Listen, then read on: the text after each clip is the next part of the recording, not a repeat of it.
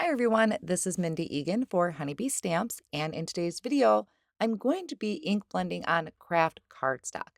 Now, I've really fallen in love with this technique, and instead of putting a white layer of ink down first, which is what I've done in the past, I'm going to just go straight in with my colored ink.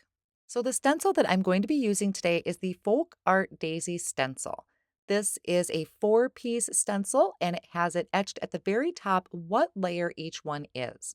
So I am going to start with the first layer, which is going to be the main flower pieces. And I'm going to hold my stencil down over some craft cardstock using my magnets from my magnetic work surface.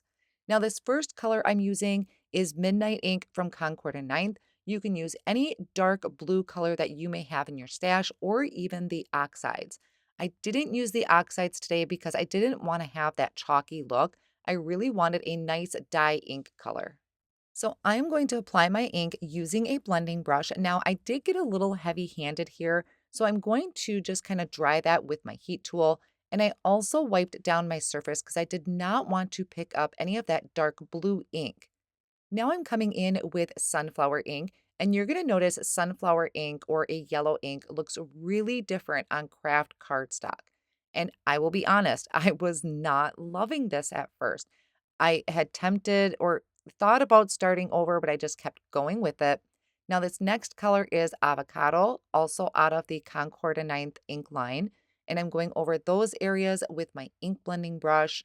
Once I removed that third layer, then it was starting to feel better to me. Now I have one more layer to go, and that is going to be adding the stems or the branches in here. And for this, I did a brown. I could have done probably a darker green ink, but I thought brown would be a nice change up to that design. So at this point, I was feeling pretty good about this. I really liked how this was looking on that craft cardstock, but I'm going to add just a little bit of splatter to this. So I have some water that I added to my work surface, and I mixed that with a white paint and flicked that onto my background. Now I was really loving how this was looking. I'm going to dry this with my heat tool so I don't transfer any ink or splatters onto my die cutting plates.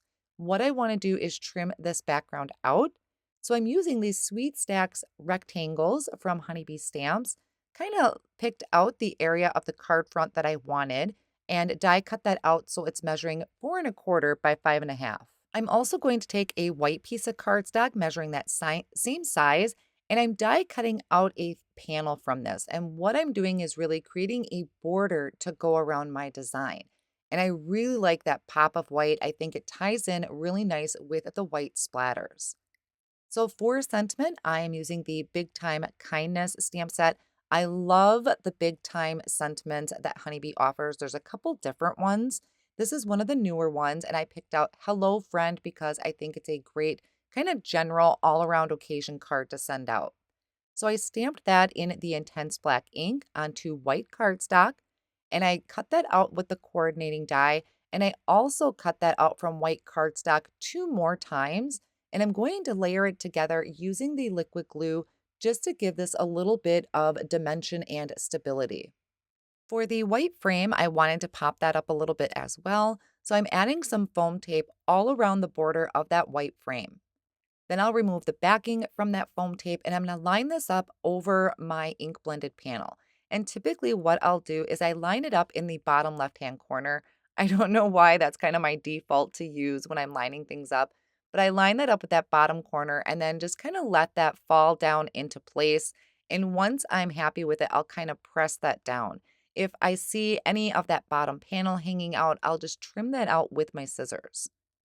Then I can go ahead and add my sentiment to the center of this card using that liquid glue. And then I have a few things I wanted to add a little bit of sparkle to this. So I picked out the Crystal Clear Mix Gems. These already have adhesive on the back, and I'm just picking them up with my craft pick and adding 2 at the bottom and 3 at the top. So then that's going to finish off my card project for today. So I know I've kind of been on a craft cardstock kick. I think it's just a really nice change up, and the colors come out a little different than what you would expect. All of my supplies will be listed down below in the video description and over on my blog as well. I hope you enjoyed today's card project. Thank you so much for spending time with me today.